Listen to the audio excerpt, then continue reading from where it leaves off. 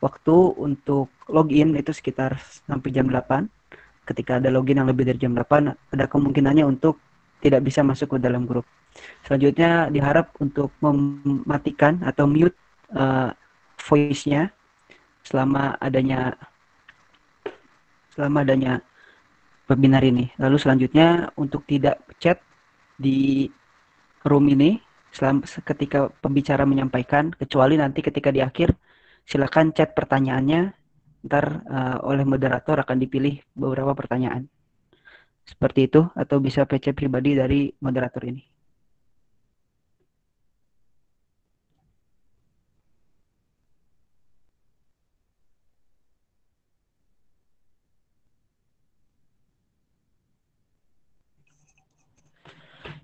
Oke, sebelumnya mungkin bisa kita sapa dulu.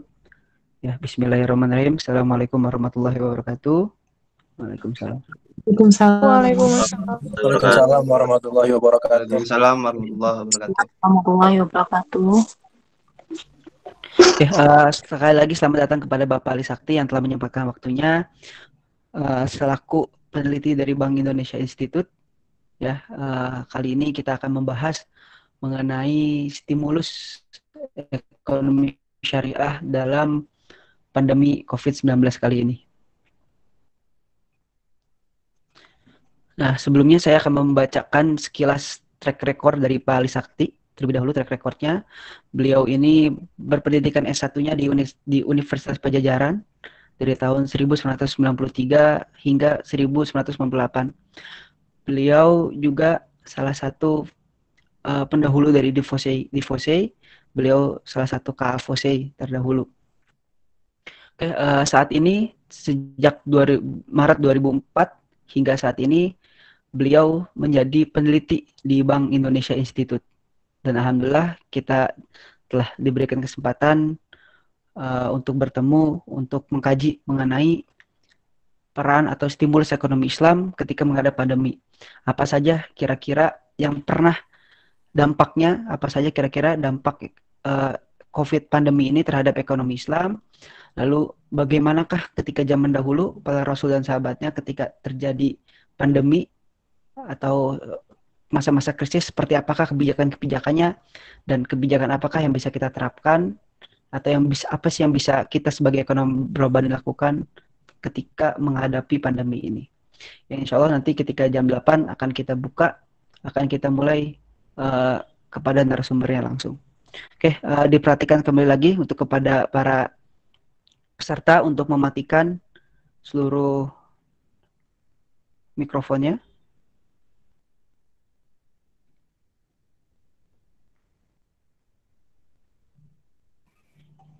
Oke, kita sapa. Halo Pak Ali Sakti. Ya. Assalamualaikum warahmatullahi wabarakatuh. Waalaikumsalam warahmatullahi wabarakatuh. Waalaikumsalam warahmatullahi wabarakatuh.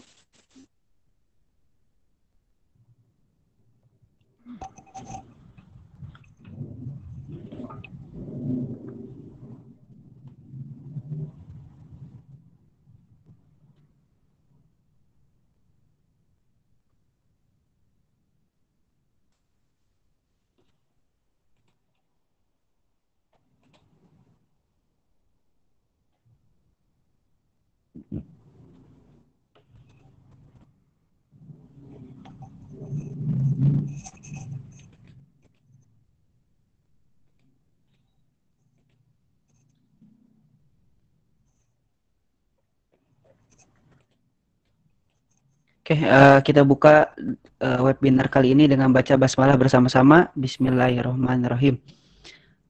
Selanjutnya, waktu dan tempat kami persilahkan kepada Bapak Ali Sakti. Dipersilahkan.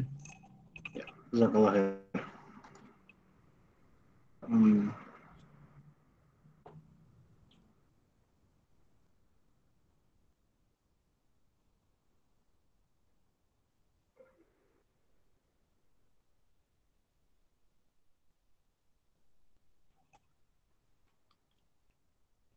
Bisa kelihatan?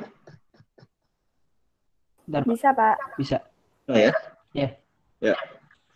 Bismillahirrahmanirrahim. Ya. Bismillahirrahmanirrahim. Assalamualaikum warahmatullahi wabarakatuh. Waalaikumsalam. Waalaikumsalam warahmatullahi wabarakatuh. Alhamdulillah. Waalaikumsalam Waalaikumsalam warahmatullahi warahmatullahi wabarakatuh. wabarakatuh. Allah baina qulubina fasbahna bi ni'mati ikhwana. Asyhadu la ilaha illallah wa asyhadu anna Muhammadan abduhu wa rasuluh. Allahumma shalli Muhammad wa ala alihi wa sahbihi wasallam. Wa sekalian, bersyukur pada Allah Subhanahu wa taala kita bisa bermuwajahah untuk bisa mengkaji ayat-ayat Allah, ilmu Allah yang mudah-mudahan bisa memberikan banyak berkah, banyak hikmah, atau juga bisa menginspirasi untuk beramal soleh ke depannya. Saya diamanahkan oleh panitia untuk menyampaikan materi tentang stimulus ekonomi Islam atau ekonomi syariah dalam kondisi wabah. Gitu ya. Nanti saya akan banyak menggunakan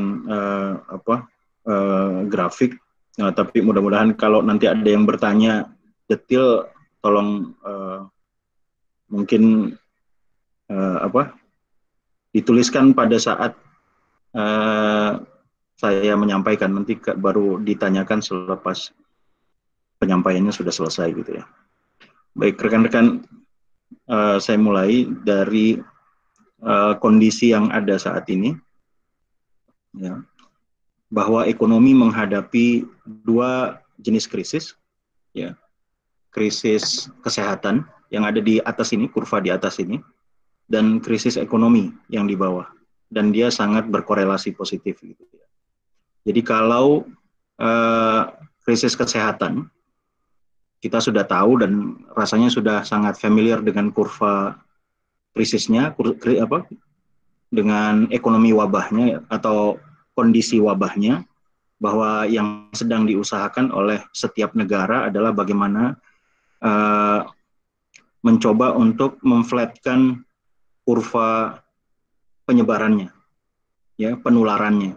Kalau tidak dilakukan apa-apa, kurvanya warna merah.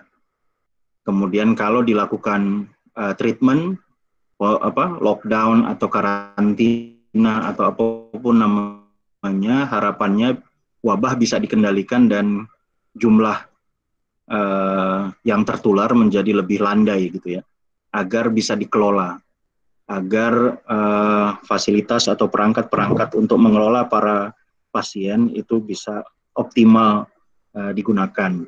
Kalau tidak, kalau yang merah ini banyak pasien yang tidak tertangani gitu ya.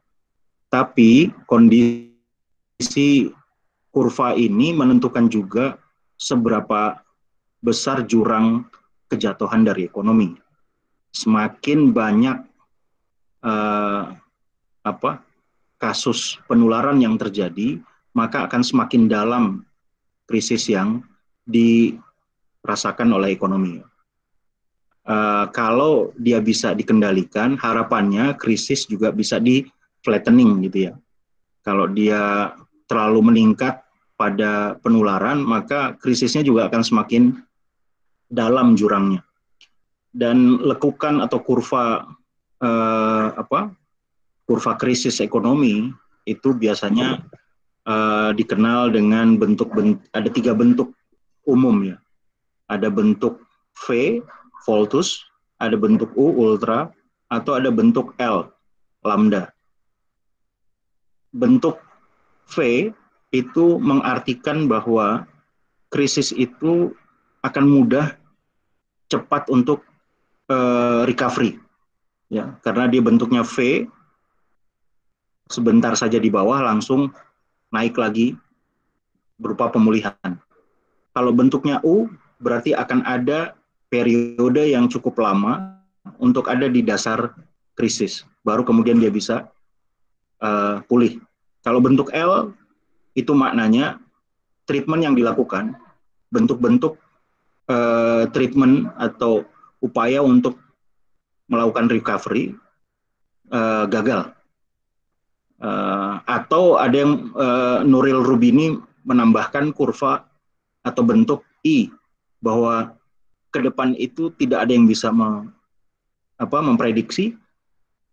Seperti beberapa hari lalu ada lecture dari Daron Acemoglu sama dari MIT dan bersama dengan Jean Tirole. Ya, Jean Tirole itu penerima Nobel beliau berdua menyepakati bahwa kunci utama dari pengendalian ekonomi adalah pengendalian wabah. Jadi nggak bisa saat ini kita bicara ekonomi tanpa mengikut sertakan pengendalian wabahnya. Nah, rasanya apa yang sedang dilakukan oleh pemerintah ini yang kurang sebenarnya adalah upaya-upaya pengendalian wabah. Ya, masih terlihat atau nampak terlambat gitu ya. Nah, kalau kita lihat seperti apa kondisinya yang bisa kita baca. Jadi ketika kondisi normal, ya ekonomi normal, kalau ekonomi normal mengalami krisis, itu biasanya yang menjadi kunci adalah resep recovery-nya, kebijakan bentuk-bentuk kebijakan yang dipilih oleh pemerintah dalam rangka untuk recovery. Itu saja. Tapi masalahnya ekonominya tidak normal. Ekonominya sedang ekonomi wabah, di mana ceteris paribusnya berubah. Ada physical distancing, ada work from home, ada tingkat kematian yang sangat masif, boleh jadi juga ada pengambilan kebijakan lockdown atau karantina, baik total maupun parsial. Tapi kondisi ini membuat ekonomi normal tidak terjadi. Ya. Ketika ini ceteris paribusnya berubah, maka semua logika-logika ekonomi normal itu tidak berlaku. Saya ambil contoh ya.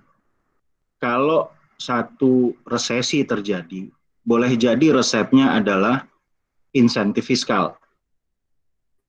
Misalkan pelonggaran pajak.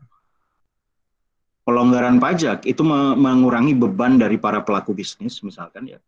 Sehingga dia biaya yang dia tanggung itu menjadi lebih sedikit dan akhirnya berdampak pada produksinya.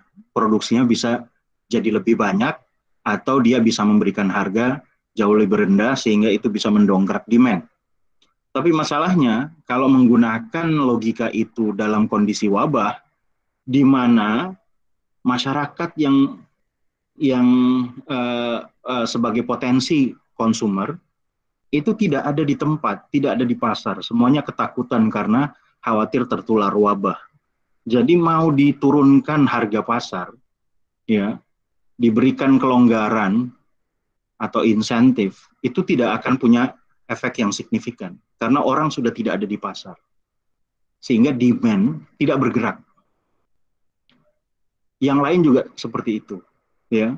Apalagi kalau kondisinya terjadi beruntun gitu ya. Misalkan pertama demand berkurang berarti kapasitas supply dari sisi produksi juga berkurang. Kalau itu berlangsung lama, maka mau tidak mau ada satu kondisi di mana atau ada satu situasi di mana perusahaan-perusahaan yang ada di sisi supply akan mengurangi pegawainya. Ya. Misalkan di sini nih ya. Ya. Kotak yang ini nih. Kalau supply-nya drop, kebijakan PHK diambil, maka pada akhirnya juga akan menurunkan kembali demand. Ya, jadi seperti ini, rekan-rekan. Kalau supply-nya berkurang, maka ujungnya nanti demand berkurang. Kalau demand berkurang, supply-nya berkurang. Kalau supply-nya berkurang, demand berkurang. Jadi ada shock atau kontraksi pada supply dan demand itu berganda, berturut-turut. Kalau itu terus terjadi, maka tentu saja volume produksi dari ekonomi akan menurun, gitu. Ya. Oleh sebab itu, perlu diketahui profil wabahnya. Ya. Mungkin sebelumnya saya juga terangkan bahwa kondisinya adalah terhambat konsumsi, ya, karena orangnya sudah ada di rumah, ya. Kemudian juga ada physical distancing, tingkat kematian yang sangat banyak, yang juga berarti mengurangi potensi buyer, ya. Akhirnya konsumsi terhambat. Orang-orang yang masih ada cenderung menahan uang untuk berjaga-jaga karena dia tidak tahu apa yang akan terjadi pada masa yang akan datang. kalaupun ada konsumsinya ada pada level basic, ya lebih mereka amankan untuk keperluan makan sehari-hari. Ya. Anda kalau bisa lihat di data ini sebenarnya data internal yang di Bank Indonesia bahwa misalkan kurva penjualan sektor realnya itu menurun drastis ya, dalam kurun sekian bulan ini. Kenapa? Karena memang orang pasti akan secara logika akan menahan konsumsi barang sekunder dan tersiernya. Dia lebih fokus pada konsumsi barang primer, ya. Dan itu tentu saja akan mendorong banyak supplier untuk menurunkan kapasitas produksi. Banyak pabrik yang tutup, dan kita berharap jangan sampai ini wabahnya berlangsung secara lama, karena nanti akan berakhir pada kondisi ekonomi di mana banyak supplier yang bangkrut. Ya. Yang lebih buruk lagi adalah terhentinya supply chain. Ya, supply chain itu pada dasarnya adalah di mana satu ekosistem supply, satu ekosistem produksi, di mana antar satu individu perusahaan itu memang saling bergantung. Satu stop, maka semuanya stop.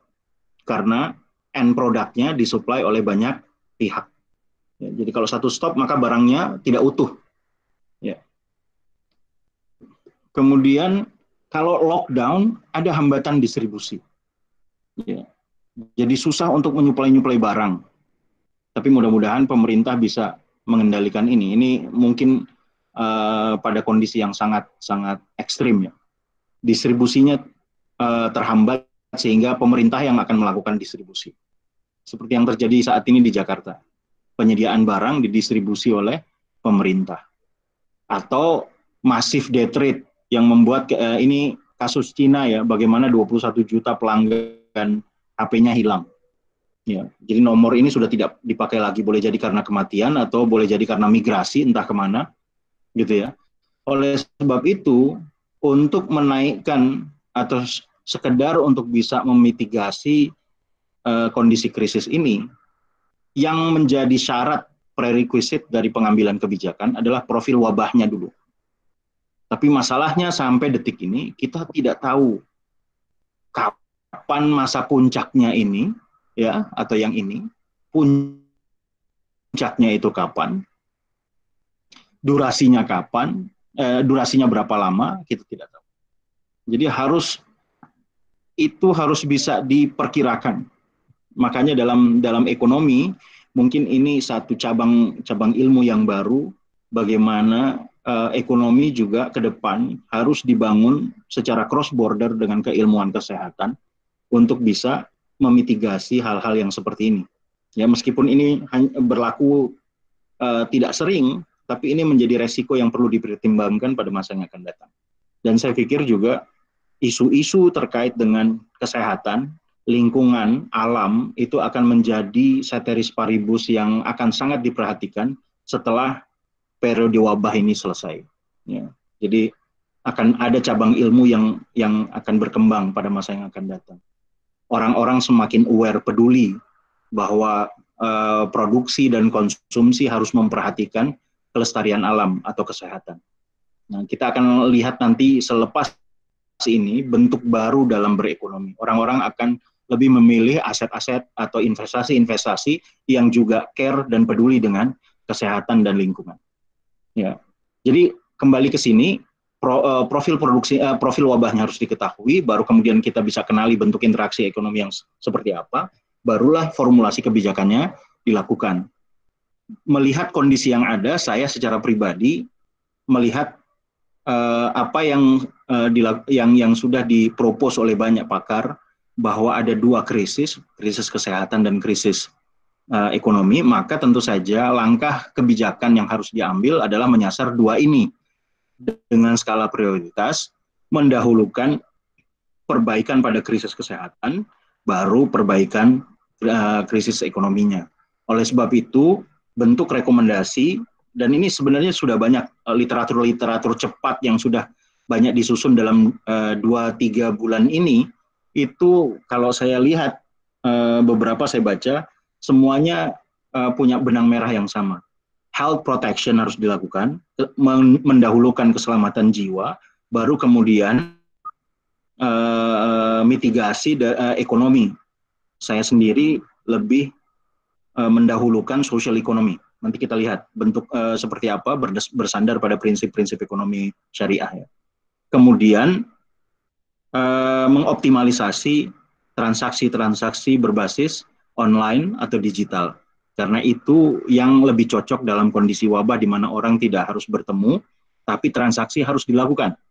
Ya, kalau rekan-rekan mahasiswa ekonomi harus betul-betul paham ini bahwa roda ekonomi itu ditentukan oleh transaksi barang dan jasa. Jadi kita harus bisa menganalogikan kalau bangunan ekonomi itu pada dasarnya badannya itu bergantung pada jantung. Apa jantungnya? Pasar, tempat bertemunya si pembeli dan penjual. Apa yang menjadi apa yang bisa dianalogikan sebagai barang dan jasa, yaitu nutrisi. Ya. Jadi nutrisi yang dibagikan oleh jantung ke semua tempat itu adalah elemen yang harus ada dalam ekonomi. Karena itu nilai tambah dari ekonomi. Dia yang bisa menghidupkan semua hal. Yang kemudian mengantarkan nutrisi itu adalah darah. Dan darah ini dianalogikan dalam ekonomi adalah uang. Makanya jantung, pasar, ya, barang dan jasa harus selalu ada, dan uang yang sebagai pelumasnya harus ada, yang mengantarkan ke banyak tempat. Bagi saya analogi itu harusnya dipegang betul, bagaimana menjaga agar ekonomi pada masa wabah ini harus tetap running, at least pada tingkat yang minimal. Ya. Karena saya yakin pada nanti kondisi peaknya, puncaknya, semua orang akan relatif dipaksa untuk berada di rumah, tidak melakukan apa-apa, tidak bertransaksi lagi, dan pada saat itulah ekonomi juga tetap harus ada. Bagaimana caranya? Gitu ya. Selama ini untuk kasus Indonesia yang menjadi motor ekonomi adalah, kalau dilihat dari slide ini ya, yang menjadi motor ekonomi adalah konsumsi, investasi, dan government spending. Ya, ekspor impor masih kecil. Jadi kalau antum melihat yang menjadi postur dari GDP, elemen dari GDP adalah konsumsi, investasi, government spending, ekspor, dan impor. Yang menjadi mesin dari ekonomi kita itu sebenarnya adalah konsumsi yang sangat besar, ya, konsumsi yang sangat besar. Kemudian investasi, lalu government spending. Tapi dalam kondisi wabah, saya akan memperkirakan yang harus dijaga adalah konsumsi dan government spending. Investasi agak susah, karena investasi sangat bergantung pada ekspektasi keuntungan pada masa yang akan datang. Dan saat ini banyak orang tidak melakukan itu karena juga pasarnya sedang lesu. Ya, permintaan pada barang tidak ada. Bagaimana menstimulus itu? Buat saya, dengan memadankan apa yang saat ini sedang terjadi, yaitu wabah, maka sektor sosial dan sektor teknologi yang harus diberdayakan. Ya. Kenapa harus sosial? Ya, ini yang sebenarnya akan menjadi darah yang akan merangsang untuk produksi nutrisi, memproduksi barang dan jasa. Kita lihat ya. Ini tadi saya sudah sampaikan. Ini untuk Indonesia sedang plang gitu ya. Ini penjualan, terutama penjualan sandang, penjualan baju. Nah, kita lihat untuk perbankan syariah. Ya. Ini untuk kasus Indonesia ya, tapi mungkin gimana ya? Saya hanya ingin menerangkan bahwa untuk sektor untuk bisa masuk melihat dampaknya pada sektor perbankan syariah, itu sebenarnya bisa kita lihat dari sisi pembiayaan maupun dari sisi pendanaan. Tapi kita lihat dulu dampaknya secara nasional, itu akan mengena pada industri manufaktur, perdagangan besar, konstruksi, transportasi, penyediaan akomodasi, perhotelan ini ya, restoran, jasa perusahaan dan jasa lain. Ya, Jadi kalau saya persentasekan porsi sektor-sektor ini dalam GDP Indonesia itu mencapai 62%. Ya, jadi dampaknya akan sangat besar terhadap Indonesia, terutama perdagangan besar. Ya, karena apa? Di sini mayoritas UMKM berada. Ya, perdagangan besar ini mayoritas UMKM berada. Padahal UMKM itu berkontribusi tenaga kerja hampir mencapai 113 juta. Jadi mungkin nanti yang harus diperhatikan oleh pemerintah adalah memang sektor itu. Dan sektor itulah yang paling terdampak. Ya. Karena secara logika saja, ketika konsumen menurun, maka tentu saja unit usaha yang mengandalkan likuiditas harian, itu pasti yang paling akan terdampak.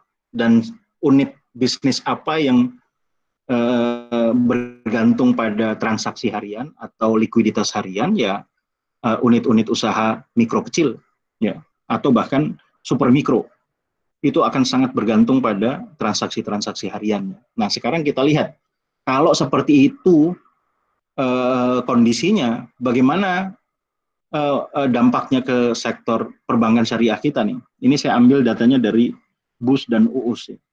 Ternyata pembiayaan UMKM-nya 18,35%, jadi tidak besar sebenarnya ternyata ya. Sekarang ini. Jadi itu kenapa mungkin saya dapatkan informasi bahwa dalam 2 bulan ke depan belum signifikan terdampak buat BUS dan UUS, tapi dia akan sangat berdampak pada BPRS.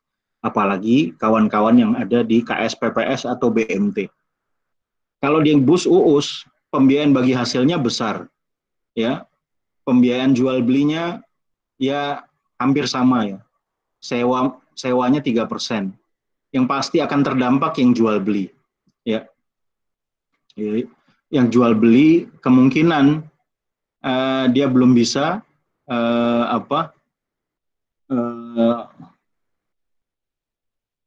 memulihkan kondisi yang ada karena memang pembeliannya berkurang secara dramatis.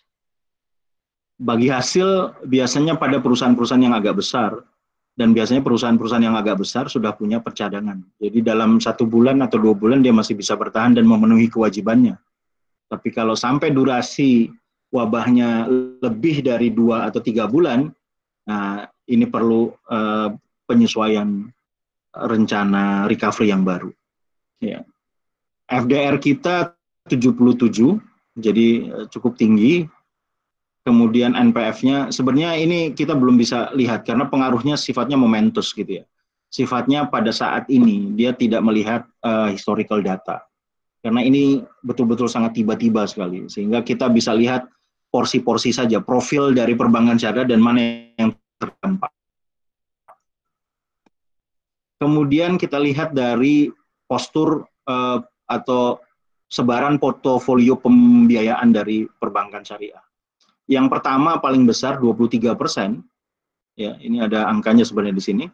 Rumah tinggal, ya dari rumah tangga, peralatan rumah tangga, retail besar, sama seperti yang terdampak di ekonomi makronya ya. Kemudian konstruksi, manufaktur, jasa keuangan. Jadi rumah tinggal kalau ternyata yang menjadi nasabah itu mengandalkan usahanya yang sifatnya harian, ini akan pernah punya masalah. Tapi kalau nasabahnya profilnya lebih banyak pegawai, itu jauh lebih aman. Ya. Jadi sekali lagi harus dilihat ini profil dari nasabah secara individual. Tapi saya nggak punya datanya ya. Jadi kalau punya data itu akan jauh lebih bisa diprediksi. Kemudian sebenarnya BOPO-nya masih sangat tinggi. Ke depan ini harus ditelaah lebih jauh. Kalau kita menggunakan teori ekonomi mikro, Anda mungkin juga yang sudah mendapatkan materi tentang ekonomi mikro, dalam penentuan harga dari sebuah entitas usaha itu sangat bergantung pada fixed cost dan variable cost-nya. Buat saya dalam kondisi krisis seperti ini, untuk bisa bertahan saja, sebuah unit usaha harusnya memperkirakan saja dia bisa mengorbankan fixed cost-nya. Jadi lebih melihat variable cost saja. sepanjang dia bisa penuhi variable cost dalam 2-3 bulan itu sudah fine, ya. Karena biasanya fixed cost tidak punya pengaruh. Itu hanya untuk bagaimana unit usaha bisa mencapai profit yang maksimal. Ingat, kondisi profit maksimal dari setiap perusahaan itu saat di mana marginal cost sama dengan marginal revenue-nya. Tapi dia bisa distrategikan, ya. Ketika usaha itu menentukan harganya sendiri, harusnya dia bisa menyesuaikan untuk bisa sekedar survive. Karena ke depan ini kecenderungannya adalah setiap unit usaha hanya kalau sudah bisa survive saja itu sudah bagus. Bagaimana kembali lagi ke bank syariah, kondisi bank syariah juga kalau dilihat dari likuiditas, short term mismatch-nya itu sangat kecil sekali. Ini short term mismatch itu mencoba merasiokan berapa kewajibannya di pendanaan pada berdasarkan panjangnya waktu atau tenor dengan pembiayaannya di sisi ini, ya, di sisi aset ini. Jadi kalau misalkan pembiayaannya kebanyakan jangka panjang, sementara kewajibannya jangka pendek, pasti dia akan punya masalah likuiditas. Nah, untuk perbankan syariah secara nasional, yang matching itu cuma 33%, yang lainnya nggak matching. Tapi untungnya di portofolio pendanaannya dari bank syariah itu perorangannya cukup besar, ya. Perorangannya cukup besar. Artinya apa? Ya, artinya kalau nasabah perorangannya besar, biasanya loyalitas nasabah itu cukup tinggi. Kalau korporasi sangat bergantung pada return, sementara kalau perorangan dia nggak lebih pada return, dia lebih pada fitur dan lebih pada value yang ditawarkan oleh bank, kalau dalam hal ini bank syariah. Yang juga surprise buat saya sebenarnya adalah tingginya dana pemerintah, ya, di pendanaan. Jadi ini sebenarnya bisa nanti menjadi kebijakan yang diambil pemerintah untuk membantu perbankan syariah dengan menempatkan dana pemerintah lebih banyak agar bisa menjaga likuiditasnya bank syariah. Ambil contoh apa yang dilakukan oleh Malaysia misalkan, ya, mewajibkan BUMN-nya untuk meletakkan di bank syariah. Ya, saat ini kan kita masih belum, ya. BUMN-nya masih sangat melihat dari return-nya yang ada. Kemudian kalau dilihat dari porsi dana yang masuk di bank syariah, simpanannya 16%, investasinya 84%. Artinya apa? Yang investasi berbasis bagi hasil itu lebih dominan. Jadi kalau di sini ternyata bermasalah, di pembiayaannya bermasalah, maka permasalahan itu dia bisa transfer untuk kita tanggung bersama-sama karena memang dominannya seperti ini. Jadi kondisinya sebenarnya cukup baik untuk bank syariah karena investasinya jauh lebih besar atau pendanaan berbasis, atau di sini sebenarnya intinya adalah deposito. Depositonya jauh lebih dominan. Kalau depositonya berbagi hasil, harusnya dalam kondisi krisis seperti ini para deposan mau berbagi resiko, ya memang harusnya berbagi resiko karena kalau revenue dari bank syariah dapatnya sedikit, maka pembagian hasilnya juga jadi sedikit. Nah, itu sekelumit saja sebenarnya untuk bisa melihat apa yang akan menjadi imbas dari wabah, ya.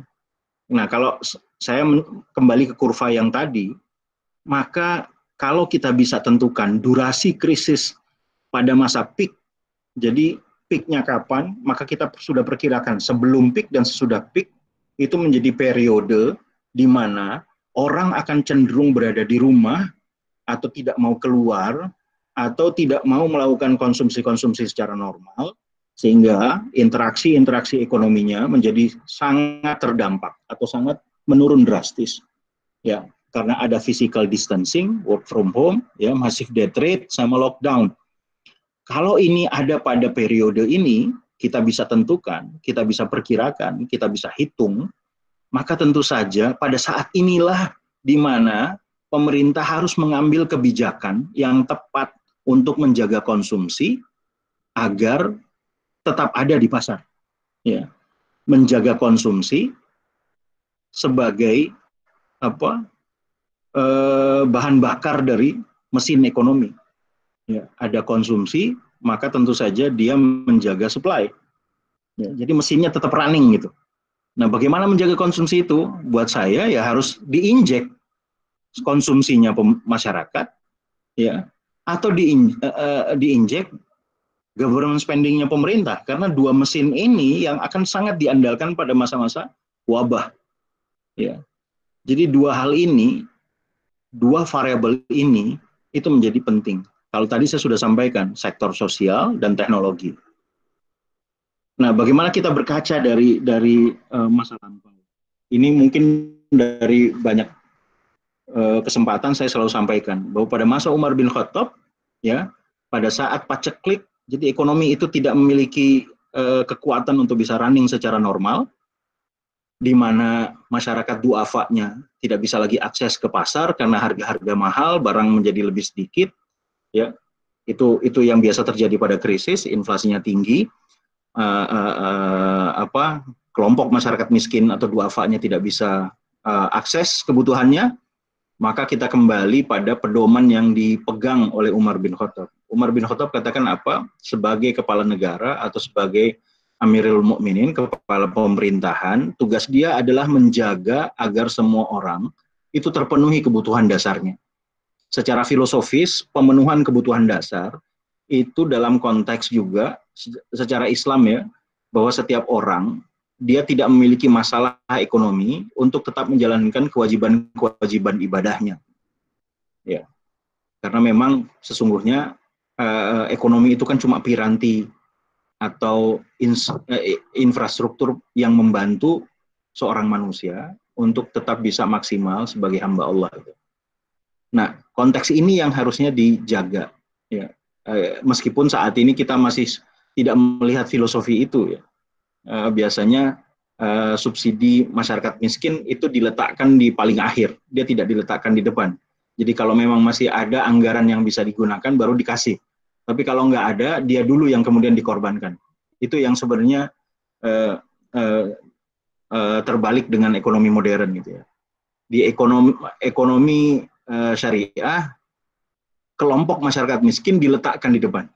Jadi bahkan boleh dikatakan pemerintah itu sebenarnya tidak boleh melakukan apa dulu, tidak boleh melakukan kebijakan apapun, memprioritaskan yang lain sebelum masyarakat miskinnya terpenuhi kebutuhan dasarnya. Oleh sebab itulah Umar bin Khattab katakan, tugasku menjaga kebutuhan dasar rakyat. Dari mana dana yang dipakai? Dari zakat. Bagaimana kalau zakat tidak cukup? Maka akan aku ambil dari perbendaharaan negara yang disebut dengan harta fai. Ya, jadi kalau zakatnya tidak cukup, maka diambil fai. Bagaimana kalau fai tidak cukup? Maka pemerintah, kata Umar, akan mengambil nawaib atau pajak khusus pada masa paceklik yang dikenakan hanya para agnia, dikenakan pada para agnia, ya, sampai semuanya dapat. Bagaimana juga kalau pajaknya juga tidak cukup? Itu yang kemudian disampaikan oleh Umar, maka akan aku ambil semua harta yang ada di tangan-tangan rakyatku dan aku bagikan sama rata. Itu ta'awun, ya, atau takaful, saling menjamin. Nah, kondisi paceklik seperti ini, seperti itulah pada dasarnya. Kenapa? Ketika nanti pada masa peak semua orang lebih suka di rumah, ya, atau memang dipaksa oleh aturan, diregulasikan orang tidak ada di luar, seperti lockdown yang terjadi di Jakarta saat ini, maka saat itu pemerintah harus menjamin kebutuhan dasar masyarakat, terutama rakyat miskin. Kalau rakyat yang kaya sudah bisa mengelola dirinya sendiri. Ya. Nah, kondisi ini yang kemudian menjadi patokan atau pedoman kita agar mendahulukan keselamatan rakyatnya, gitu ya. Karena kalau Yusuf Qaradawi katakan menjaga keselamatan ekonomi dari umat pada dasarnya adalah menjaga akidah mereka, menjaga agama mereka, sehingga dia tidak punya alasan melakukan hal-hal yang tidak diinginkan hanya sekedar untuk memenuhi kebutuhan dasarnya. Kita tahu, kalau antum mungkin masih muda, jadi mungkin belum tahu apa yang terjadi ketika krisis kita tahun 98 dulu. Ketika 98 dulu krisis, tidak ada mekanisme untuk menjaga kebutuhan pokok, maka orang-orang yang tidak bisa akses ke pasar ini sangat mudah untuk tersulut untuk memulai kerusuhan, ya, konflik sosial, memaksa orang kaya untuk menyerahkan hartanya buat dirinya atau menjarah toko-toko atau department store untuk mendapatkan kebutuhan dasar. Jadi pedoman yang dipakai oleh Umar ada 2 dimensi. Boleh jadi ada 3 dimensinya. Menjaga keselamatan jiwa, menjaga agama, dan menjaga ekonomi. Ya. Dan ini saya pikir sangat cocok kalau dipadankan juga dengan Maqasidus Syariah. Cuma saya tidak korelasikan ke situ di slide ini. Ya, jadi kalau kita lihat teman-teman, ya, kalau kita lihat apa yang ada pada pelajaran makro, kalau antum lihat pelajaran makro, bisa dilihat di sini, ini siklus ekonomi, ada rumah tangga, ada perusahaan. Saya tidak masukkan lagi ekspor impor karena dengan asumsi pada masa wabah semua ekonomi sangat protektif, hanya mementingkan dan konsentrasi pada ekonominya sendiri, tidak ada interaksi internasional. Karena juga lockdown dilakukan secara pada skala negara gitu ya, tidak bisa masuk apapun. Ya, supply chains, international supply chains tidak ada. Maka dengan asumsi itu, kalau kita gambarkan ya bentuknya jadi seperti ini. Yang ada hanya 3, konsumsi, investasi, government spending. Tapi ketika kondisi wabah terjadi, yang paling kemudian tertekan adalah investasi. Kenapa ya? Susah melakukan investasi baru ketika pasarnya tidak ada, demand-nya berkurang. Ya, oleh sebab itu apa yang harus dilakukan oleh pemerintah ya pada masa-masa wabah, khususnya pada masa peak wabah itu terjadi, yang dilakukan 2, ya, mengoptimalkan kebijakan pemerintah melalui government spending, ya, melalui government spending, baik misalkan kebijakan berupa insentif pajak buat perusahaan supaya sekedar perusahaan tidak terbebani, ya, ketika kewajiban pajaknya dia bisa alihkan untuk memberikan tunjangan buat karyawannya yang saat ini mungkin dirumahkan atau karena pemasukannya berkurang gara-gara omsetnya berkurang, gitu ya. Atau government spending yang langsung diberikan kepada sektor rumah tangga seperti pemberian tunjangan yang dilakukan oleh pemerintah pusat maupun pemerintah daerah ya. Atau yang kedua, menghidupkan sektor sosial dengan lebih besar lagi daripada yang saat ini ada. Ya. Jadi kan saat ini untuk kasus Indonesia, sektor sosialnya kan sudah berlangsung ya, meskipun dia sifatnya private, swasta. Kalau idealnya pada masa lampau, pada sejarah Islam klasik, sektor sosial ini juga dilakukan oleh pemerintah. Tapi kita ikuti saja apa yang ada saat ini. Kalau sektor sosialnya itu merupakan sektor voluntarily dari masyarakat, maka sektor sosial inilah sebenarnya yang akan membesar dan membantu ekonomi. Dia mengambil dari mana? Pada dasarnya secara teoritis dia mengambil dari saving-saving yang selama ini dimiliki oleh masyarakat. Ya, saving-saving yang memang dimiliki oleh kalangan menengah ke atas. Ya. Saving-saving ini, toh pada dasarnya ketika dia taruh di lembaga keuangan juga akan punya kesulitan tersendiri karena dia tidak bisa menyalurkan pada sektor usaha karena sektor usahanya macet. Ya, jadi investasinya pada saat wabah, investasinya itu lebih sedikit daripada saving. Sehingga dengan kebijakan tertentu harusnya pemerintah bisa mendorong masyarakat agar memiliki kepedulian yang jauh lebih besar dan dia kemudian menyisihkan dari apa yang dia punya ya, lebih banyak lagi dari yang kondisi normal, sehingga akhirnya konsumsi yang ada di masyarakat tadi tidak menurun terlalu drastis. setidak-tidaknya setiap rumah tangga itu tidak ada yang terpancing untuk melakukan kerusuhan sosial, penjarahan dan lain sebagainya yang bisa merugikan masyarakat banyak. Ya. Kalau saya mau gambarkan secara kurva itu begini, ya.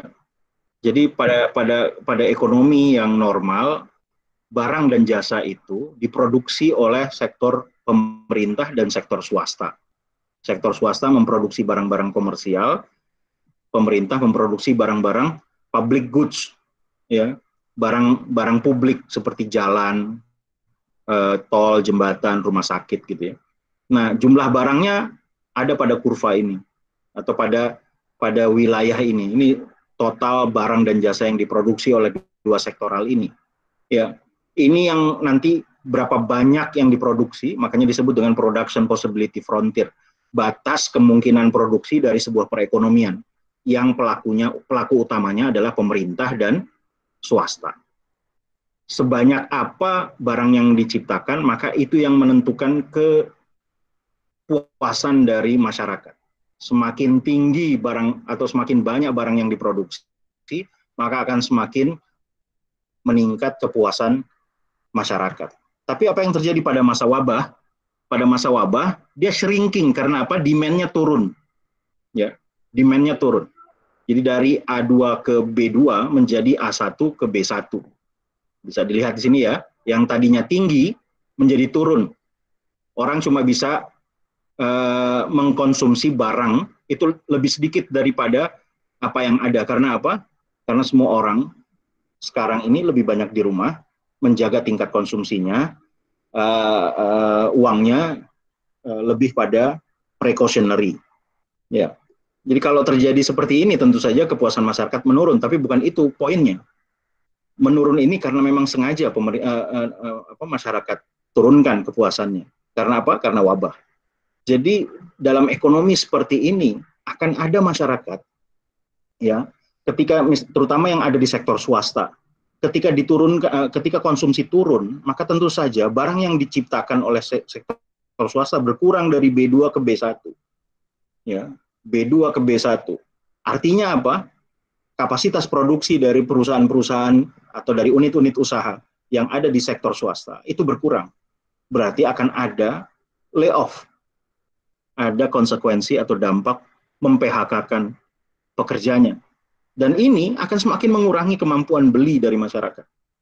Oleh sebab itu, bagaimana menjaga agar konsumsi ini tidak terus berkurang? Maka yang bisa dilakukan adalah mendongkrak atau memunculkan sektor baru yang tadi saya sampaikan itu ya. Kita punya sektor sosial. Bagaimana sektor sosial itu bekerja? Dia pada dasarnya, ya, jadi kalau kita lihat kondisi wabah jadi seperti ini, ya, dia menurun tadi ya.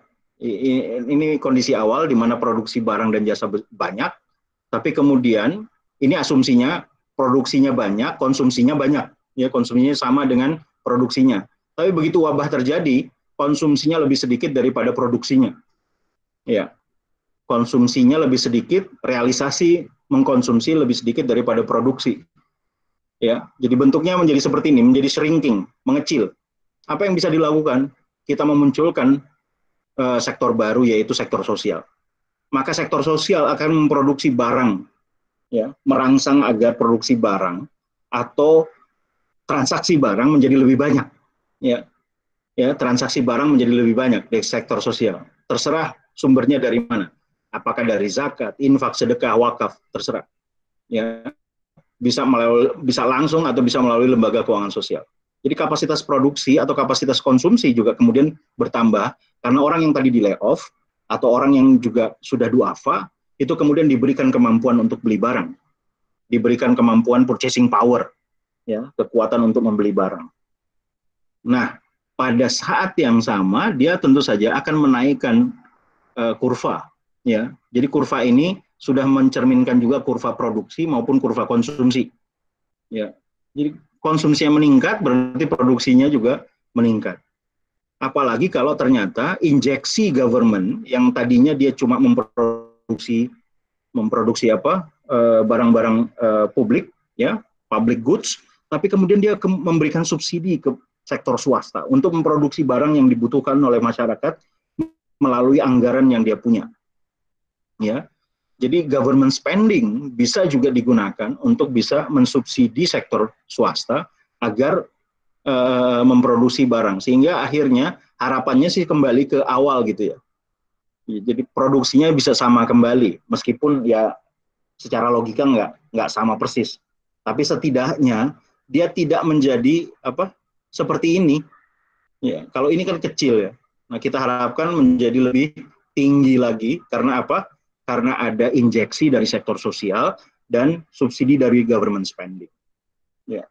Ini saya hanya menambahkan satu slide bagaimana apa yang harus dilakukan, karena kemarin saya juga ikut memberikan masukan buat teman-teman yang ada di Kementerian Koperasi untuk merumuskan kebijakan apa ke depan, khususnya untuk UMKM yang kita punya saat ini, yang cukup besar, 98, sekian% dari struktur usaha di Indonesia, dan mereka lah yang saat ini paling sangat terdampak ya, UMKM.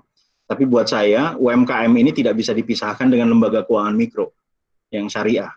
Jadi rekomendasi saya juga sama seperti yang saya sudah jelaskan pada teman-teman sebelum tadi, yaitu mengoptimalkan sektor sosial dan pemerintah.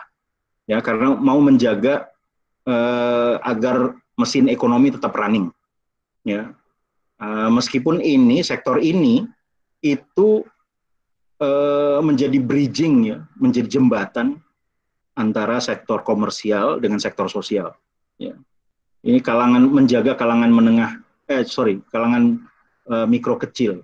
Tapi saya sangat yakin daya survival dari kalangan usaha mikro kecil ini sangat-sangat tinggi. Ya, dia sangat fleksibel untuk merubah sektor bisnis.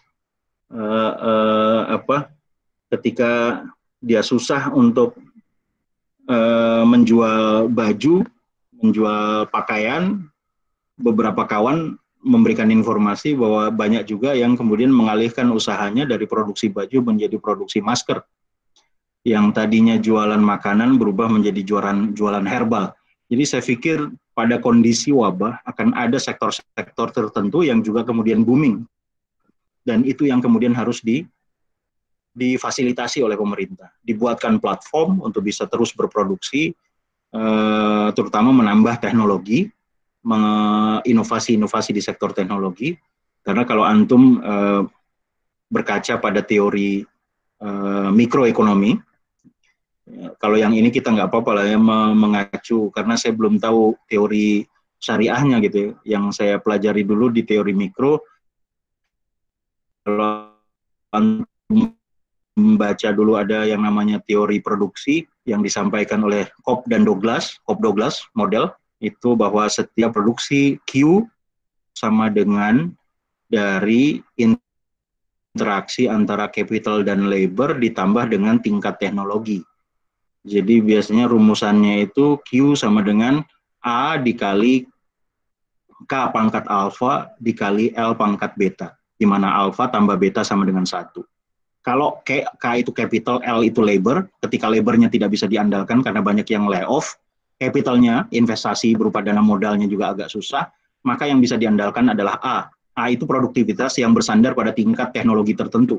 Jadi pada saat ini yang bisa dilakukan adalah memaksimalkan interaksi-interaksi menggunakan teknologi, yaitu interaksi yang berbasis atau aktivitas ekonomi berbasis online, digital, pembayarannya menggunakan digital payment, platformnya pakai e-commerce, atau saat ini harusnya mulai dikembangkan khususnya untuk UMKM. Sehingga itu bisa sedikit membantu.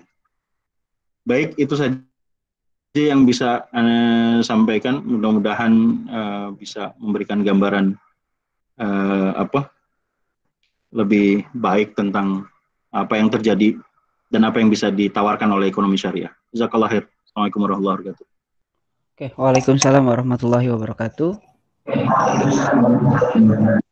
Baik, terima kasih Pak atas penyampaiannya yang menyampaikan kepada kita mengenai stimulus ekonomi syariah terhadap dalam pandemi ini, yang kalau tadi saya sedikit simpulkan, sebenarnya kita harus mengoptimalkan dua hal, yaitu konsumsi dengan government spending.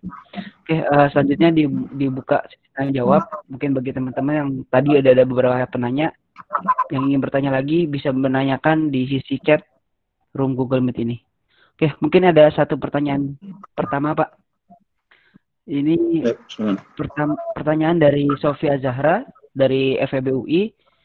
Bagaimana pendapat Bapak tentang pemerintah yang menerbitkan surat utang negara dengan tenor 50 tahun untuk menanggulangi COVID-19 ini, Pak?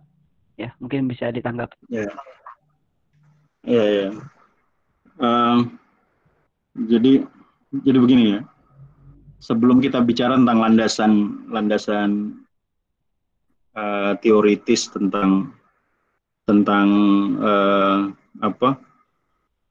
pembangunan berbasis obligasi atau berbasis utang, pada dasarnya begini dulu. Ketika negara itu menerbitkan surat utang, tentu saja negara sedang membutuhkan modal, membutuhkan dana untuk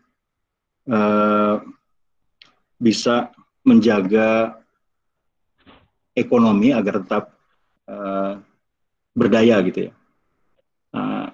Itu yang sebenarnya sudah saya sampaikan tadi. Ketika government spending itu diambil sebagai jalan untuk bisa menstimulus ekonomi, maka sekarang pertanyaannya, sumber government spending-nya dari mana?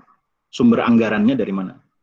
Ya, kalau tidak punya cadangan yang cukup, tidak punya inventory yang cukup, atau tidak punya simpanan yang cukup, ya tentu saja salah satu cara yang paling mudah adalah berhutang.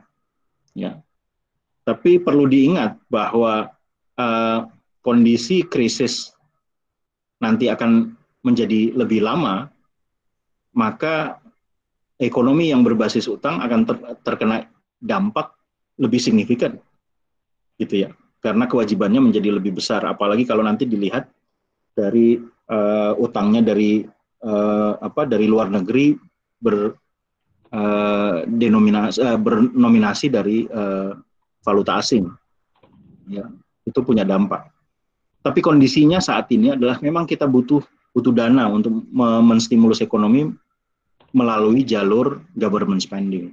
Oleh sebab itu, bukan cuma obligasi yang dikeluarkan, tapi juga kemudian memaksimalkan potensi-potensi yang dimiliki oleh dalam negeri. Ambil contoh, jalan darurat yang nanti juga akan mau ditempuh adalah salah satunya diperkenankannya Bank Sentral untuk membeli obligasi pemerintah di pasar primer. Ya. Jadi ini bukan konteksnya. Jadi kalau antum ada yang bertanya, kalau Bank Sentral nanti bisa beli obligasi pemerintah di pasar primer, bukannya menambah uang beredar. Konteksnya tidak bisa diartikan atau dimaknakan seperti itu. Karena yang pertama alasannya adalah konteksnya pembelian obligasi di pasar perdana itu dalam rangka memperkuat kemampuan fiskalnya pemerintah. Yang kedua, ya, kalaupun juga nanti pemerintah dapat uang dan kemudian diinjeksi ke ekonominya tidak tidak dalam kondisi normal, sehingga logika kalau money supply-nya banyak, inflasi akan tinggi, itu tidak terjadi. Ya, karena logikanya itu tidak seperti itu. Uang banyak, boleh jadi saat ini uang juga ada, tapi masalahnya semua orang ada di rumah, ya, cenderung ada di rumah sehingga konsumsinya itu sudah terhambat, gitu ya. Jadi ketika tenornya, misalnya obligasi yang dikeluarkan oleh pemerintah, obligasi tenornya yang sekian lama itu bersandar pada kemampuan dan potensi ekonomi Indonesia yang sangat kaya. Ya. Kalau pada alasan itu kita setuju-setuju aja, tapi syaratnya adalah pengelolaannya amanah, profesional, gitu ya. Nah, sekarang pertanyaannya apakah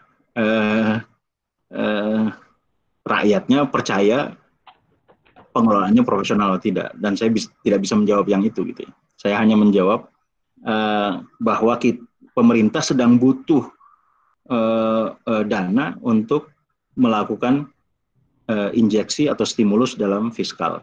gitu. Seperti itu ya. Oke, baik Pak. Terima kasih jawabannya. Ini ada pertanyaan Pak. Sebelumnya lagi tadi dari Taufik dari Kasela Roiba. Mau tanya Kak, apa peran serta yang konkret dalam mengendalikan wabah ini sebagai ekonomi yang berbasis syariah? Apa? Sorry. Apa peran yang konkret Pak? Peran yang konkret dalam mengendalikan wabah ini sebagai ekonomi yang berbasis syariah? Oh, Yang gitu ya. ya.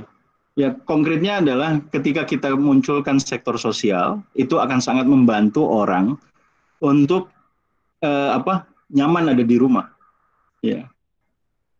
Sehingga dia tidak perlu lagi khawatir bahwa kebutuhan sehari-harinya tidak terpenuhi. Yang perlu dilakukan adalah membuat nyaman umat untuk mendukung langkah-langkah pemerintah pada dua sasaran tadi, yaitu mengendalikan wabah dan menjaga agar ekonomi tidak lebih terpuruk. Ya, jadi ekonomi saat ini sudah disepakati bahwa resesi itu sudah sebuah kemestian, sudah pasti terjadi resesi, bahkan menuju depresi. Karena ada seorang pakar yang mengatakan, kemarin beberapa hari yang lalu Daron itu orang MIT, ekonomnya MIT katakan ini akan bisa punya kemungkinan lebih buruk daripada Great Depression pada tahun 1929 atau 1930 ya. Jadi sangat buruk sepanjang 90 tahun terakhir. Nah, karena kondisinya juga memang sangat-sangat pelik. Jadi kalau dua hal itu yang dituju, maka kemunculan sektor sosial itu akan jauh lebih efektif untuk menjaga keamanan atau kenyamanan masyarakat untuk mendukung pengendalian wabah. Ya. Karena yang kita butuhkan untuk bisa membaca dan bisa mengenali simpul-simpul wabah adalah lockdown. Ya. Adalah lockdown. Mau tidak mau itu. Ya.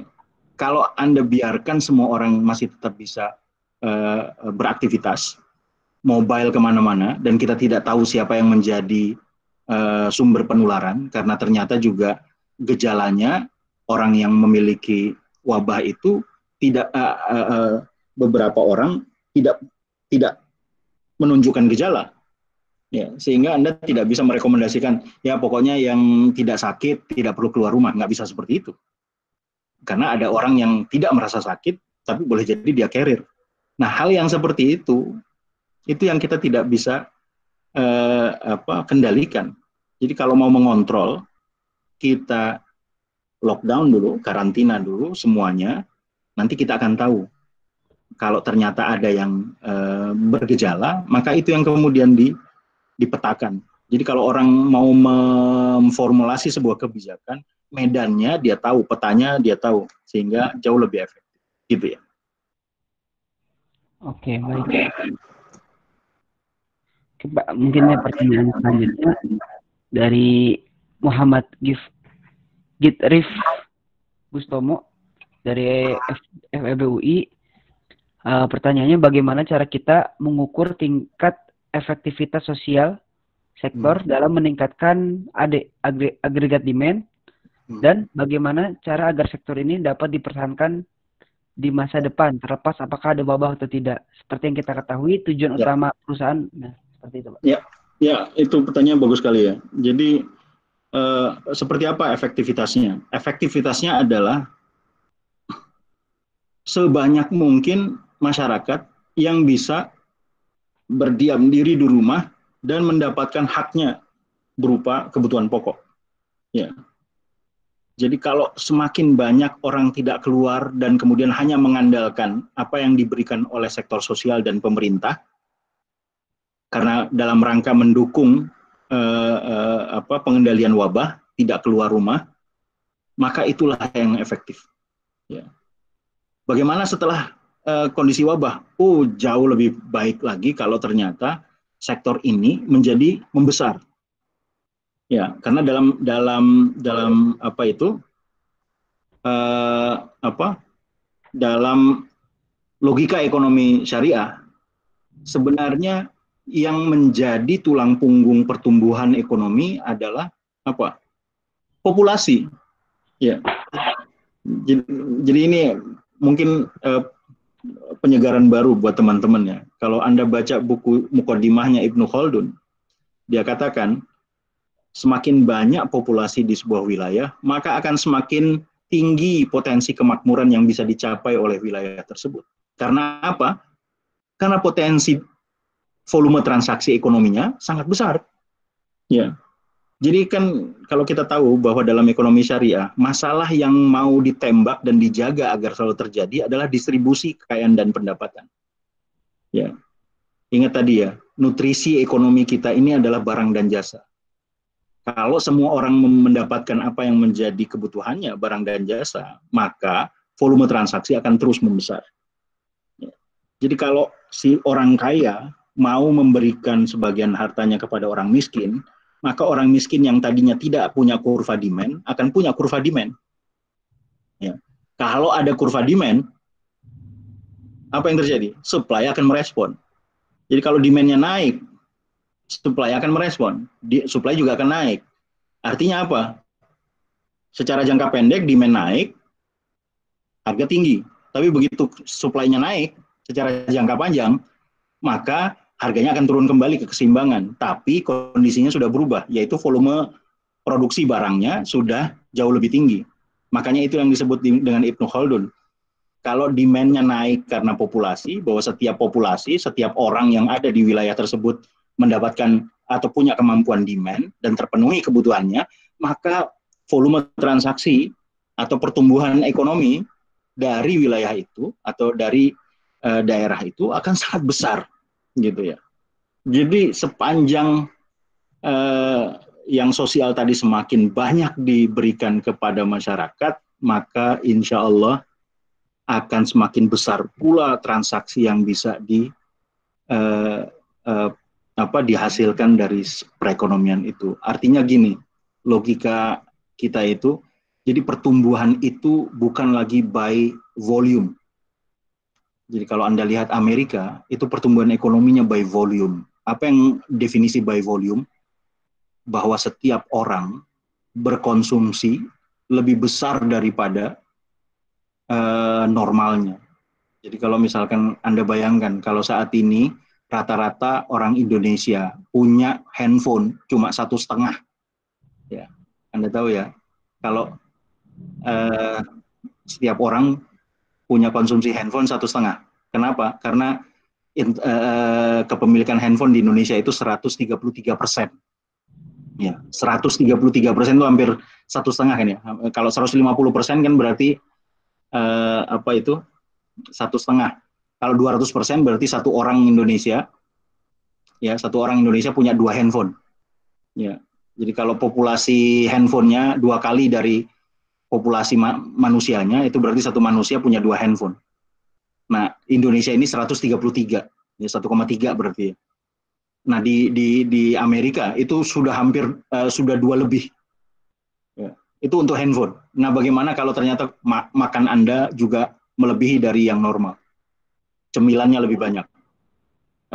Ternyata juga lebih banyak beli, bukan lagi di warteg, tapi ternyata lebih banyak beli di kafe. Nah, itu jauh lebih besar lagi. Itu by volume, tapi dalam ekonomi syariah kita lebih cenderung bukan by volume tapi by numbers. Apa maksudnya by numbers? Pertumbuhan ekonomi yang didorong oleh banyaknya manusia yang bisa masuk ke pasar, bukan cuma sekedar satu orang bisa beli lebih banyak, tapi banyak orang yang bisa beli banyak, gitu. Bisa difahami maksud saya, mudah-mudahan ya.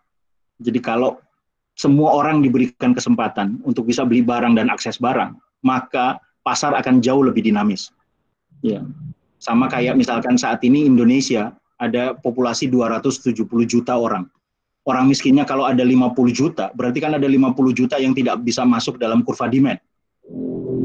Bagaimana kalau ternyata orang-orang kaya bisa memfasilitasi mereka untuk bisa masuk kurva demand? Berarti demand bertambah 50 juta. Kalau ternyata bertambah 50 juta, maka orang-orang kaya juga bisa belanja lagi lebih banyak untuk bukan cuma sekedar barang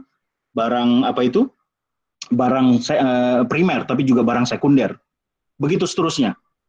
Kita berharap seperti apa yang terjadi pada masa Umar bin Abdul Aziz, di mana Gorimin itu bukan cuma orang yang nggak punya apa-apa. Gorimin itu masih punya 100 onta, masih punya 100 budak. Karena apa? Taraf ekonominya sudah begitu tingginya gitu. Sehingga orang yang punya 100 onta, 100 budak, tapi dia masih punya utang, masih bisa dikategorikan sebagai gorimin. Sementara fakir dan miskinnya sudah punah. Sehingga akhirnya amilnya diminta untuk mencari fakir miskin sampai ke negeri Maghribi, ke Afrika Utara. Nah, hal-hal yang seperti itu, kalau kita bisa bawa selepas wabah ini, lebih dahsyat lagi.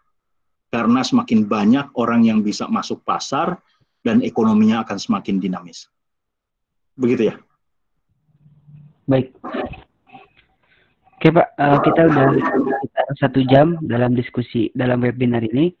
Namun ada beberapa pertanyaan lagi. Apakah silakan. Silakan. Ya. Oke. Ini ada pertanyaan dari Hasan, Kasih Hima Prodi Ekonomi Syariah, dari Stai Yai Chona Moholili dari Bangkalan Madura.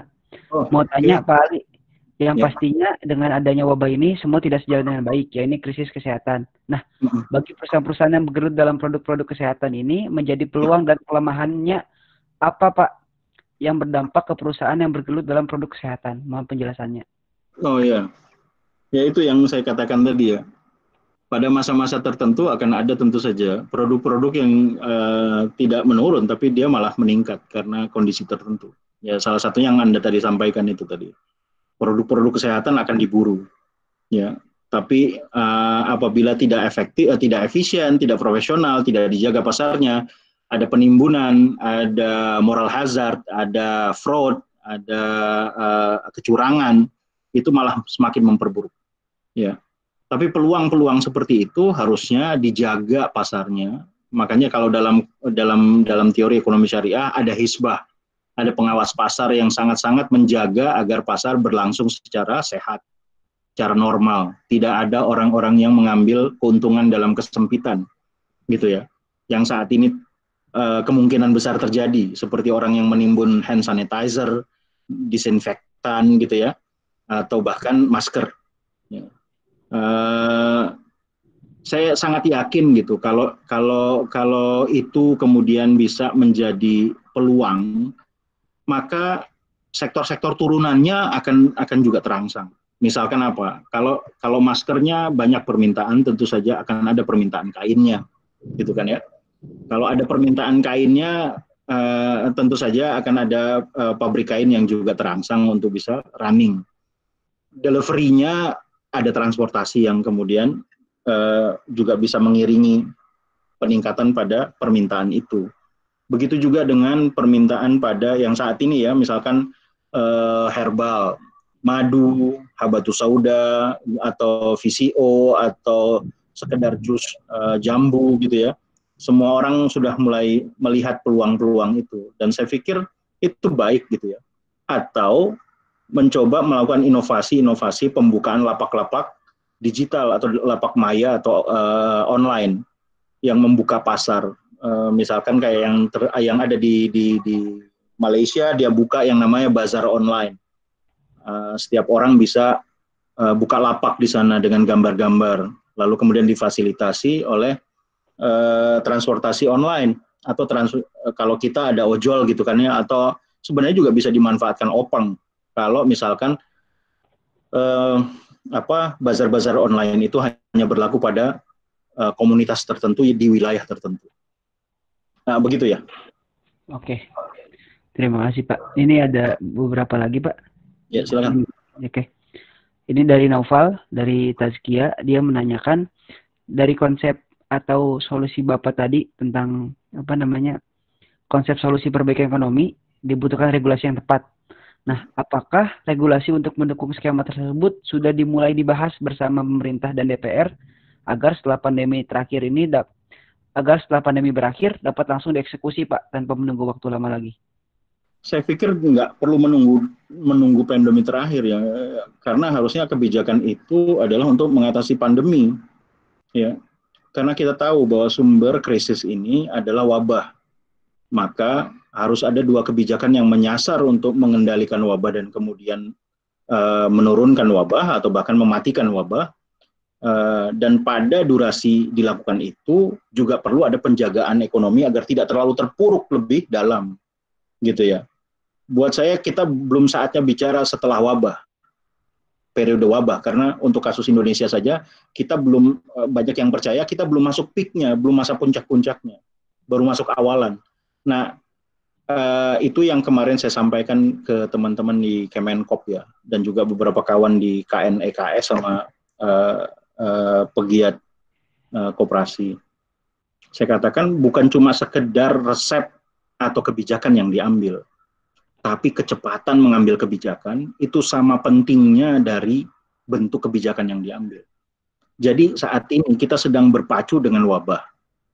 Ya. Nah, flattening the curve itu kan sebenarnya kita sedang mencegah wabah menyebar terlalu luas dan kemudian memakan korban terlalu banyak, yang nanti itu akan memperburuk ekonomi. Ya, jadi kalau kita sudah konsentrasi pada masa setelah wabah itu sama saja pada saat ini kita pasrah. No, buat saya ada dua periode yang perlu diperhatikan. Periode wabah, kebijakannya seperti apa. Nanti setelah wabah, kebijakannya seperti apa. Ya, begitu mungkin. Oke, baik. Ada dua pertanyaan terakhir, Pak. Ya, silakan. Ini dari Hilmi Fabriansyah dari KSSF Gunadarma. Ya. Menanyakan, mengingat penjelasan Bapak terkait pengaruh dari kebijakan obligasi jangka panjang tadi, apakah konsep MMT, monetary money, MMT juga dapat menjadi solusi bagi pemerintah, serta apa dampak positif dan negatif dari bagi perekonomian? Jadi saat ini apa yang diambil kebijakan berupa kebijakan moneter untuk menggenapi kebijakan fiskal, harus difahami bahwa apa yang dilakukan pengambilan kebijakan pada sisi moneter itu lebih cenderung menopang kebijakan fiskal. Jadi kebijakan fiskal yang menjadi ujung tombak. Kebijakan moneter hanya mendukung kebijakan fiskal, karena yang saat ini bermasalah adalah sektor realnya. Ya, yang bermasalah ada sektor realnya. Maka yang lebih tepat adalah mengendalikan kebijakan fiskal atau memberikan kebijakan fiskal kepada masyarakat agar sektor usahanya terjaga. Ya. Kebijakan moneter tidak agresif seperti ketika terjadi krisis keuangan. Ya. Dia hanya menopang itu, ya, menopang kebijakan fiskalnya. Jadi nggak ada jangan terlalu dalam melihat krisis saat ini, Anda harus jeli meletakkan ceteris paribusnya, asumsi dasarnya, yaitu asumsi dasar bahwa saat ini terjadi wabah dan beberapa logika ekonomi itu tidak berlangsung seperti teori yang kita pelajari, gitu ya. Saya ambil contoh ya, apa yang saya maksud ini adalah begini. Ketika krisis terjadi, kebanyakan pada awal otoritas moneter mengambil kebijakan menaikkan suku bunga dalam rangka apa? Menjaga agar cash flow yang ada di perekonomian tidak keluar dari negara. Dia tetap ada di negara, tapi pada kondisi berapa lama suku bunga harus diturunkan untuk menghidupkan investasi. Ya.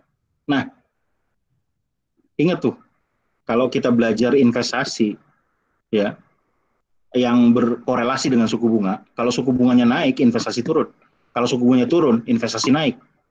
Nah, saat ini dalam kondisi wabah, apakah kalau kita turunkan suku bunga, kemudian investasi naik? Enggak. Karena apa? Karena pasarnya lesu. Ya, nggak ada ketertarikan orang untuk membuka investasi baru dalam kondisi wabah seperti ini. Kalaupun ada yang mau melakukan satu proyek, siapa pekerjanya? Karena pekerjanya sudah nggak ada di tempat. Semua orang lebih suka ada di rumah. Sama juga ketika krisis tahun 98. Kalau sudah ada kebijakan yang mau diambil, ada bentuk kebijakan yang mau diambil, siapa yang mau melakukan? Ya berarti para pegawai-pegawai yang ada di sektor pemerintah dan sektor swasta, yang ada di kantor bank sentral atau ada di kantornya Kementerian Keuangan, dengan mereka-mereka yang jadi praktisi di bank atau di sektor real. Nah, dalam kondisi wabah, siapa yang mengeksekusi dari kebijakan yang diambil? Karena ternyata pegawai-pegawai pemerintah juga ada di rumah, gitu ya. Ini yang menjadi kendala, makanya seorang pakar mengatakan ada 3 masalah yang harus kita pecahkan dalam kondisi wabah dalam menjalankan satu kebijakan. Yang pertama adalah kapasitas. Kapasitas maksudnya apa? Apakah ada orang yang menjalankan itu? Yang kedua, timing, ya, kecepatan untuk mengambil kebijakan. Ya. Yang ketiga ya bentuk kebijakan itu sendiri. Gitu ya. Seri. Siapa? Ini pertanyaan terakhir, Pak. Ya. Dari Bella, dari KC Lisensi UIN Jakarta. Akankah ada kebijakan dari BI atau pemerintah secara umum untuk menstimulus volume produksi sektor domestik pasca pandemi ini? Karena di masa depan, kalau kita bisa survive, bukankah ini momen terbaik untuk menjadi mandiri dan tidak bergantung pada barang-barang impor, khususnya sektor pertanian? Betul, betul sekali. Jadi inilah saat-saat yang tepat kita membangun supply chain yang baik di ekonomi domestik kita. Ya, karena saat ini kalau dia berlangsung lama, kita harus membangun jaringan itu dengan sendirinya tanpa mengandalkan sektor luar negeri. Ya, yang satu yang saya pikirkan yang bisa kemudian memperbaiki ekonomi kita adalah tata niaga di sektor real kita. Menjadi sangat-sangat tepat saat ini untuk kembali meluruskan memperbaiki tata niaga yang ada di Indonesia yang jaringannya terlalu panjang dan bertele-tele gitu ya. Dari sektor produksi ke sektor end user itu terlalu panjang. Ya. Sekarang dengan kondisi wabah Anda bisa baca yang wabah itu terkontaminasi relatif ada di daerah perkotaan. Sementara wabah di daerah pedesaan itu impact-nya atau dampaknya lebih kecil. Karena boleh jadi secara alamiah mereka sudah terhalangi untuk menyebarnya wabah. Misalkan kalau di pedesaan antar rumah itu terlalu jauh-jauh gitu ya, sehingga karantina terjadi secara alamiah gitu, dan wabah tidak berkembang di sana. Tapi kalau dilihat dari rantai ekonominya, maka sektor produksi yang ada di pedesaan itu harus bisa kemudian diatasi dengan distribusi yang sangat efisien untuk bisa menyuplai kebutuhan yang ada di perkotaan di mana mereka terkarantina di rumah-rumah mereka. Ya. Berarti harus membangun jaringan distribusi yang lebih efisien. Ya. Dan bukan hanya apa yang tadi teman yang bertanya sampaikan itu ya. Buat saya jauh akan jauh berubah dari yang kita perkirakan. Ketika orang merasa nyaman bertransaksi dengan cara online, maka selanjutnya akan menjadi seperti itu. Kenyamanan itu akan terbawa pada masa selepas wabah ini. Kemudian tingkat teknologi yang kemudian semakin akrab dengan kita, ini salah satunya ketika kita bisa ngobrol begini, menjalankan sesi seminar mini seperti ini akan menjadi tren pada masa yang akan datang. Bahkan sekolah-sekolah boleh jadi akan mengambil bentuk-bentuk seperti ini, dan bukan saja cuma sekolah mungkin. Kalau ternyata para pegawai yang ada di lembaga pemerintah maupun swasta juga merasa nyaman berinteraksi atau berproduktivitas menggunakan cara seperti ini, maka boleh jadi akan ada kebijakan-kebijakan yang sangat signifikan yang akan diambil pada masa yang akan datang, di mana jam kantor akan diminimalkan sama sekali dengan produktivitas yang sama seperti sebelumnya. Ya, berarti ke depan orang akan lebih banyak punya waktu quality time di rumahnya, atau dia punya spare waktu untuk lebih berproduksi lagi gitu. Ya, kalau saya sebagai peneliti, saya punya banyak waktu bukan cuma sekedar menulis untuk kantor, tapi juga saya bisa melakukan banyak hal seperti mengajar seperti ini tanpa perlu meninggalkan tempat, ruangan, dan waktu menjadi tidak punya hambatan. Gitu ya. Oke, baik. Terima kasih banyak Bapak atas penjelasannya dan jawabnya. Jadi teman-teman, kalau sedikit saya ulas kembali, intinya krisis ekonomi ini bisa dicegah, tapi dengan mencegah wabah terlebih dahulu. Lalu dalam kurva, semakin tinggi wabah, maka akan semakin tinggi juga krisis ekonomi yang akan terjadi. Saat ini status paribus telah bergeser, dan yang harus dijaga adalah konsumsi dan government spending. Kalau dalam ekonomi syariah sendiri, dampak terbesar ada di manufaktur, hotel, jasa keuangan, perdagangan retail atau besar. Nah, kalau pada bank syariah belum begitu besar, tapi yang sangat terdampak adalah BPRS, karena di situ pembiayaannya kepada UMKM yang bentuknya harian. Lalu juga di bank syariah sendiri, harusnya deposito bagi hasil itu jauh lebih baik, karena deposan mau berbagi resiko. Seperti itu. Lalu apa sih yang bisa dilakukan? Kita bisa bercontoh kepada Mas Umar, ada apa namanya, pertama kita menggunakan zakat, kalau nggak cukup bisa pakai fai, kalau nggak cukup juga bisa pakai nawaib, atau kalau nggak cukup juga bisa pakai takaful atau saling membantu. Dan unsur di Umar ini ada tiga, dijaga, menjaga keselamatan jiwa, menjaga agama dan perekonomian. Oke, mungkin itu beberapa ulasannya yang dari moderator. Selanjutnya mohon maaf pada teman-teman yang belum pertanyaannya belum dijawab, mungkin bisa di lain kesempatan. Untuk kepada Bapak Ali Sakti, mungkin ada kata-kata ini Pak, penutup untuk teman-teman semua. Ya, sebelumnya terima kasih sekali bisa meluangkan waktu untuk bisa bersilaturahim. Mudah-mudahan ini bukan cuma majelis ilmu, tapi juga majelis ukhuwah gitu ya.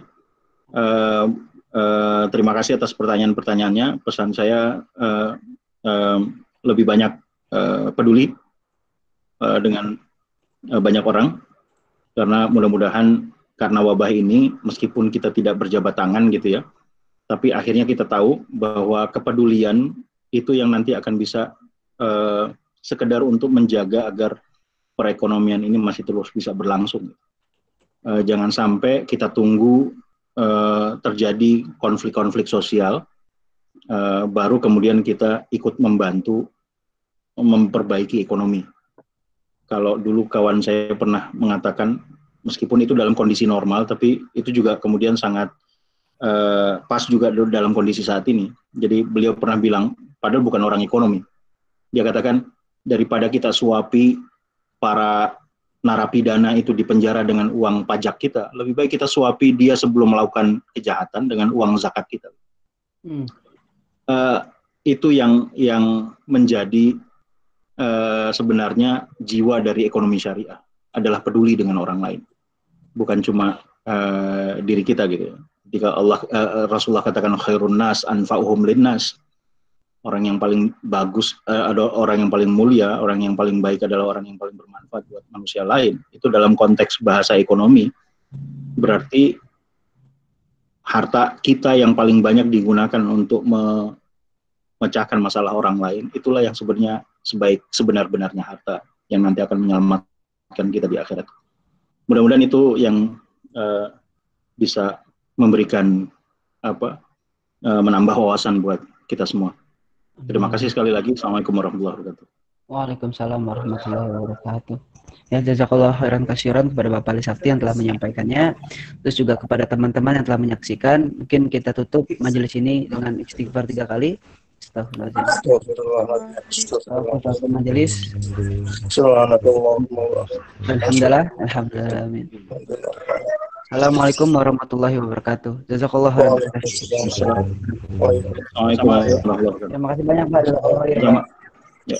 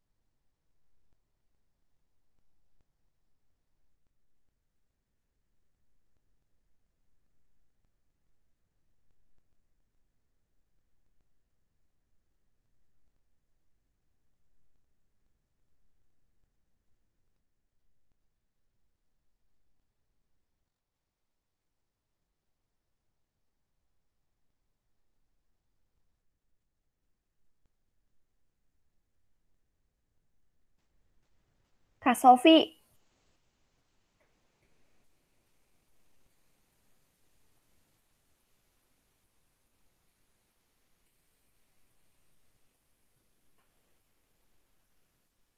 Halo.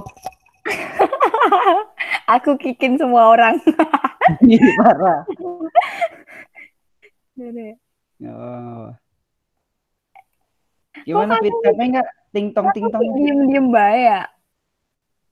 Enggak, dari tadi tuh nggak nyala waktu di tengah-tengah. Oh, di awal-awal tapi nyala. Waktu orang-orang pada keluar terus pada bergabung gitu. Aneh nggak sih? Nggak tahu deh. Tapi aman lah ya, setidaknya nggak ada ini apa namanya? Kak Sofi. Kak Sofi. Sofi enggak ini. Kak Sofi, nah ini dong. Kak ngomong Kak. Sof.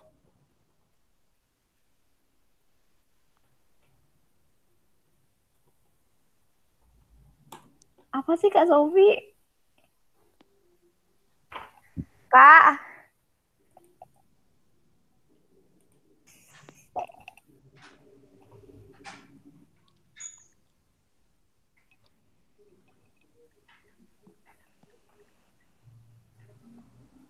Ya Allah, rekamannya lupa di Coba diapain Fit?